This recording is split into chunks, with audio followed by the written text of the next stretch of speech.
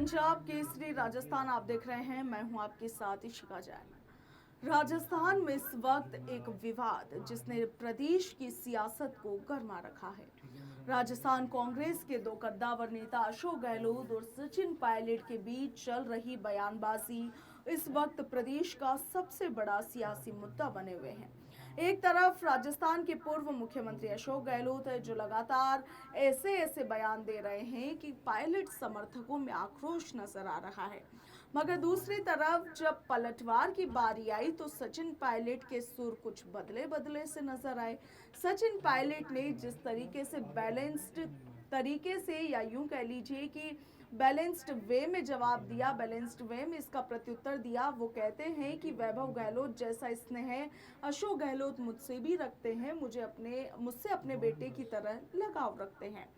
सचिन पायलट का ये बयान सामने आने के बाद इसे प्रदेश कांग्रेस की अंदर की जो गुटबाजी है उसे बैलेंस दिखाने के लिए कहा जा रहा है। कुछ लोग ये भी कह रहे हैं कि सचिन पायलट पार्टी की एकजुटता का संदेश देना चाह रहे हैं, शायद इसीलिए सोच समझकर और तोल मोल कर इस तरीके के जवाब दे रहे हैं। आज इसी मुद्दे पर, आज इसी टॉपिक पर चर्चा करेंगे। इसके लिए राजनीतिक विशेषज्ञ पॉलिटिकल एक्सपर्ट ईश भारद्वाज हमारे साथ जुड़े हैं। बीजेपी से प्रीति जी हमारे साथ जुड़ी है। आप दोनों मेहमानों का पंजाब केसरी पर स्वागत है। सबसे पहले पॉलिटिकल एक्सपर्ट की राय बाद में जानेंगे। सबसे पहले प्रीति जी आपका रुख कर लेते हैं। लोग कह रहे हैं कि अशोक गहलोत और सचिन पायलट के अंदरूनी विवाद में बीजेपी कहीं ना कहीं अपने लिए मौका तलाशने लगी है। इशिका जी, सचिन पायलट और अशोक गहलोत का विवाद कोई नया नहीं है, बहुत पुराना विवाद है और जग जाहिर है।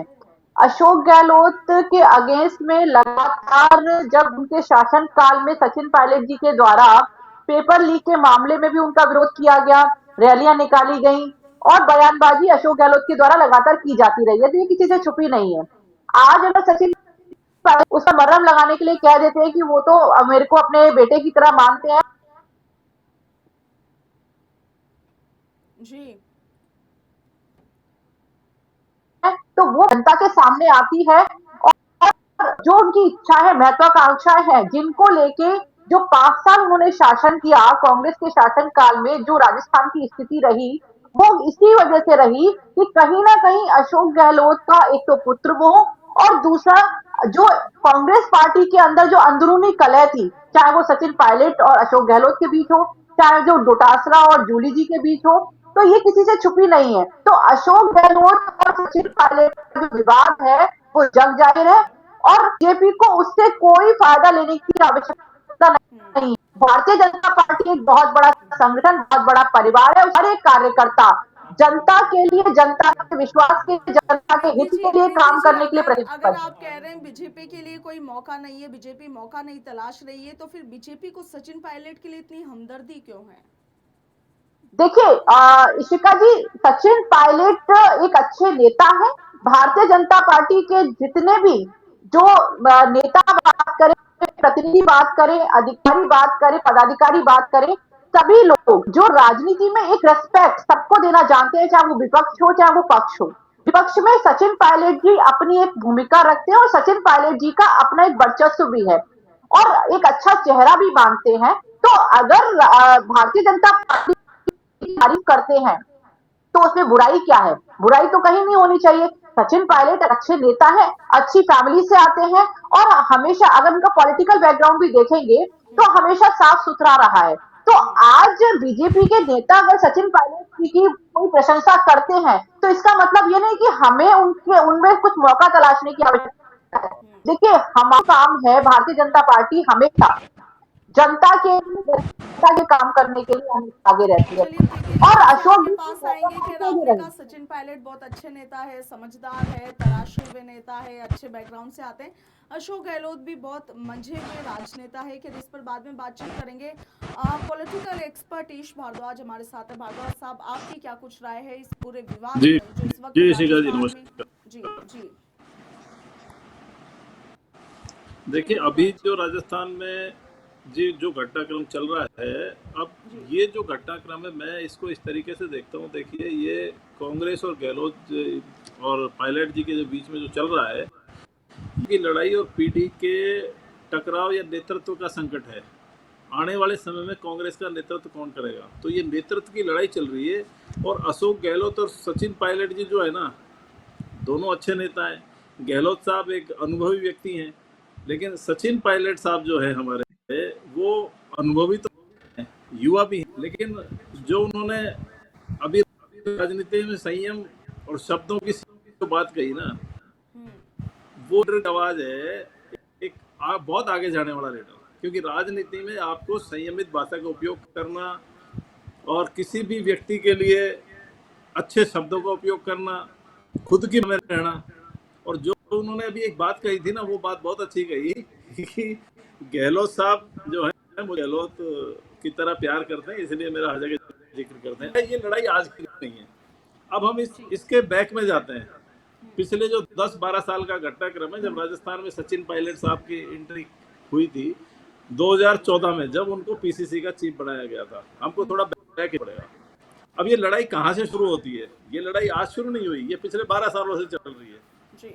अब अस्तित्व की लड़ाई राजनीति में भी चलती है, इस दुनिया में भी चल रही है, और आप देख रहे हैं कि ये वर्ल्ड में भी अस्तित्व की लड़ाई चल रही है। ये जो युद्ध का माहौल हम देख रहे हैं ना, ये अस्तित्व की लड़ाई है। वर्चस्व कैसे कायम किया जाए।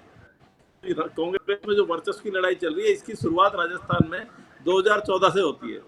2014 में जब सचिन पायलट जी को पीसीसी बनाया गया था राजस्थान में, तो उस समय कांग्रेस के अंदर एक आवाज उठने लगी कि कांग्रेस में सचिन पायलट साहब फ्यूचर के लीडर हैं राजस्थान के। अब यहाँ से शुरू होती है। अब उस लड़ाई का दूसरा रूप 2018 में कांग्रेस की सरकार बनी। उस समय सचिन पायलट साहब ने मुख्यमंत्री सचिवालय में अपना ऑफिस बगल में दिया जाए, उसके लिए गहलोत साहब ने स्पष्ट मना कर दिया था। उसके बाद उनको सचिवालय में अलग से एक फ्लोर दिया गया, आपको याद होगा ये चीज, ठीक है। अब वहां लड़ाई और बढ़ी, डिप्टी सीएम थे, उनको नहीं दी गई जगह। उसके बाद लड़ाई 2022 में आपने देखा था। अब 2022 जो मानेसर कांड हुआ, अब मानेसर कांड क्यों हुआ? देखिए, अस्तित्व की लड़ाई होती है, कई बार विचारधारा की लड़ाई भी होती है, कई बार क्या होता है कि अपने स्वाभिमान की लड़ाई भी होती है। 3-4 तरह की राजनीति में लड़ाइयाँ होती हैं। तो वहां पे कुछ स्वाभिमान की लड़ाई थी, क्योंकि वो डिप्टी सीएम रहते हुए भी वो सब चीजें नहीं कर पा रहे थे जो सम्मान उनको मिलना चाहिए था। तो इसलिए 2022 के अंदर जब मानेसर कांड हुआ, तो 30 विधायकों से सचिन पायलट साहब थे, उनके कुछ विचार नहीं मिल रहे थे कांग्रेस से उस समय। अब वो लड़ाई 2024 में और बढ़ गई, आप देख रहे हैं। अभी जब और 2022 में एक चीज और हुई थी। 2022 में एक चीज क्या हुई थी कि जब अशोक गहलोत साहब को राष्ट्रीय नेतृत्व ने, कांग्रेस के ने दिल्ली बुलाया, राष्ट्रीय नेतृत्व में राष्ट्रीय अध्यक्ष कांग्रेस का बनाने के लिए कवायद चली। उसके बाद उनके ऑब्जर्वर राजस्थान आए। अब राजस्थान जब उनके ऑब्जर्वर आए, उस समय हुआ क्या, जो मैं समझ पाया हूँ, उस समय ये कि कांग्रेस के करीबन 100 विधायकों ने पायलट साहब के नेतृत्व में आने से मना कर दिया था। और फिर उसके बाद अब रिपोर्ट देनी पड़ी। अब वो कहीं ना कहीं उस चीज को अपन अशोक गहलोत साहब के हिसाब से भी लोग देखते हैं, कुछ भी देखते हैं। सच्चाई है कि अशोक गहलोत साहब राष्ट्रीय नेतृत्व में जाने के लिए इच्छुक थे और वो राष्ट्रीय अध्यक्ष बनना चाहते थे। लेकिन जब यहाँ पे ऑब्जर्वर ने ये देखा, मल्लिकार्जुन खड़गे साहब ने, इनके वेणुगोपाल जी और जो भी लोग यहाँ आए थे, उन्होंने ये देखा कि यहाँ पे विद्रोह हो जाएगा, सरकार हमने अभी बचाई है, सरकार फिर गिर जाएगी। तो उस समय क्या हुआ, इनको वापस से राजस्थान दे दिया गया और राष्ट्रीय अध्यक्ष बनने से गहलोत साहब रह गए। तो लड़ाई यहाँ पे और बढ़ गई। अब बार बार ये जिन्न निकल के आना कि मानेसर कांड बहुत सारे हुए हैं। ऐसा नहीं है, कांग्रेस के टाइम में इतने कांड हुए कि अगर आप गिनती करने लगोगे ना, तो गिनती 100 छोटा पड़ जाएगा। 100 से अबव कांड हुए हैं। लेकिन अब लड़ाई क्या चल रही है, अब फ्यूचर में लीडरशिप राजस्थान की कौन करेगा? गहलोत साहब सभ्य भाषा का इस्तेमाल करते हैं, सुसंस्कृत व्यक्ति हैं। पायलट साहब के जो विचार थे वो उनको मिले हैं। तो वो मैं समझता हूँ कि एक अच्छी राजनीति कर रहे हैं कांग्रेस के अंदर, और देश के अंदर उनकी डिमांड भी है। नॉट इन राजस्थान, देश के अंदर भी डिमांड है। युवा है, समझदार है, केंद्रीय मंत्री रहे। तो लड़ाई अभी ये चल रही है और ये लड़ाई आगे चलेगी, क्योंकि जब सेंट्रल लीडरशिप मजबूती से काम नहीं करती, डिसीजन नहीं लेती, लड़ाई चलती है। आप बीजेपी के अंदर कोई लड़ाई बता ही नहीं सकते जी। लेकिन भारद्वाज साहब, यहाँ पर सबसे बड़ा सवाल यही है कि जब अशोक गहलोत जी। इतने तल्खी से टिप्पणियां कर रहे हैं, इतने मुखर होकर आरोप लगा रहे हैं, सवाल उठा रहे हैं, बयान दे रहे हैं, पायलट अभी इतने संयमित क्यों है? क्योंकि ये वही सचिन पायलट है जो अपनी ही सरकार के वक्त अजमेर से जयपुर तक पैदल यात्रा निकालते हैं। ये वही पायलट है जिन पर बार बार मानेसर कांड को लेकर के जिक्र होता है। वो इस वक्त इतने संयमित क्यों है? वो क्यों इस तरह का बयान दे रहे हैं कि अशोक गहलोत मुझे अपने बेटे की तरह रखते हैं? देखिए साहब, एक समझदार राजनेता जो होगा ना, जो फ्यूचर में अपनी लीडरशिप देख रहा है, चाहे वो किसी भी पार्टी का हो, उसका बयान संयमित होगा, उसका काम करने का तरीका थोड़ा डिफरेंट होगा, कार्यकर्ताओं में इन्वॉल्वमेंट का तरीका, ये फ्यूचर लीडरशिप के लक्षण है। और मैं समझता हूँ किसी भी पार्टी के सीनियर नेताओं को भी ये लक्षण सीखने चाहिए। और अच्छा है उनको ऐसे, उनके देखिए, हम बयान को अवॉइड करना है, हम दो शब्द कह के अवॉइड कर सकते हैं, और हम उस पर बहुत सारी प्रवक्ता बैठा के भी उसको अवॉइड भी। आप देख रहे हैं पिछले कितने घटनाक्रम चल रहे हैं, राजस्थान में घटनाक्रम चल रहे हैं ना, इतने सारे लोग भी किसी चीज को डिफाइन नहीं कर जी। अच्छा प्रीति जी, क्या कहिएगा, क्या लगता है आपको कि क्या सचिन पायलट किसी लंबी पारी में जाने वाले हैं? इस वजह से ये सब कुछ जो घटनाक्रम इस वक्त राजस्थान में चल रहा है, ये उसी के लिए चल रहा है?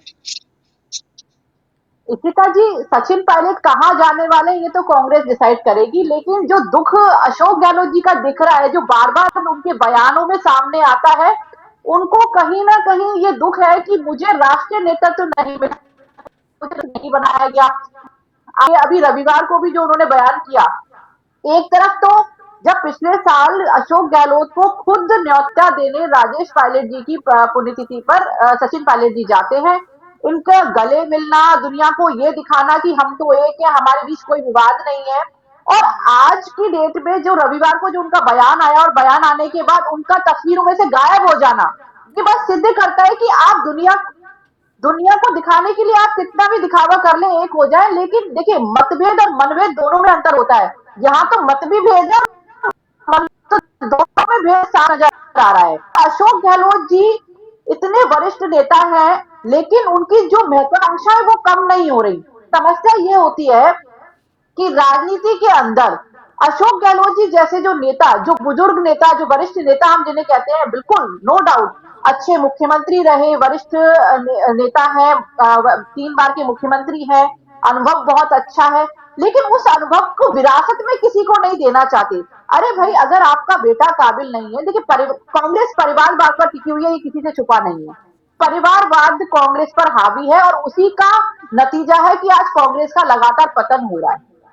कांग्रेस का पतन होना इस बात का सबूत है कि ये परिवारवाद कांग्रेस पर हावी है। अशोक गहलोत जी ने भी कोशिश की अपने बेटे को आगे बढ़ी, पहले उन्होंने आरसीए का उनको अध्यक्ष बनाया, और आप देखिए कि आरसीए की क्या दुर्गति हुई जब उनको अध्यक्ष बनाया गया। और आज की अगर बात करते हैं तो उनके जो बयानबाजी, जो छीटाकशी, जो इनडायरेक्ट वे में, वो इनडायरेक्ट क्या, मैं तो कहती हूँ कि सबको समझ में आता है कि डायरेक्टली वो किस तरीके से रविवार को जो उन्होंने बयान दिया, उन्होंने जो नसीहत दी सचिन पायलट को, वो नसीहत से साफ जाहिर होता है कि उनकी महत्वाकांक्षाएं अभी हुई है। वो चाहते हैं कुछ बनना, वो चाहते हैं कि राष्ट्रीय नेतृत्व में आए, वो चाहते हैं कि राष्ट्रीय अध्यक्ष बने, और इसीलिए उन्होंने कहा कि कुछ लोगों की वजह से मेरे को अध्यक्ष नहीं बनाया गया। तो इसका क्या मतलब आप निकालेंगे? विवाद तो अशोक गहलोत और सचिन पायलट के बीच में हमेशा से रहा है और सबने देखा है वो चीज। तो इशिका जी, इन शॉर्ट अगर मैं कहूँ तो प्रीति जी, आप महत्व अशोक वैभव गहलोत जी की की कमी बात रही। कर रही हैं, आप कह रही हैं कि अशोक गहलोत का वैभव गहलोत के प्रति जो भी लगाव है वो किसी से छुपा नहीं है।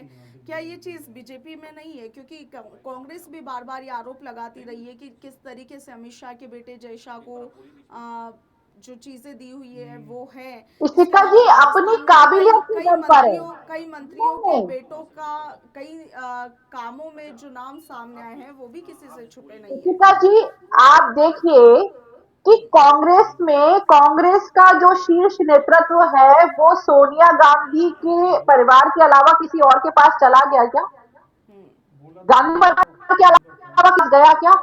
आज आप भारतीय जनता पार्टी में उठा के देखेंगे, चाहे वो माननीय प्रधानमंत्री जी को हम लेके चलते हैं, चाहे गृह मंत्री जी को लेके चले, चाहे वित्त मंत्री को लेके चले, चाहे राजस्थान के मुख्यमंत्री की हम बात करें, कि आप देखिए यहाँ परिवारवाद नहीं चलता, यहाँ कार्यकर्ता, यहाँ कब कौन सा कार्यकर्ता कार्यकर्ता किस पद पर पदासीन होगा ये उसकी कार्य पर डिपेंड करता है। तो भारतीय जनता पार्टी एक बहुत बड़ा परिवार है, कुनबा है, जिसे हम कुनबा बोल सकते हैं।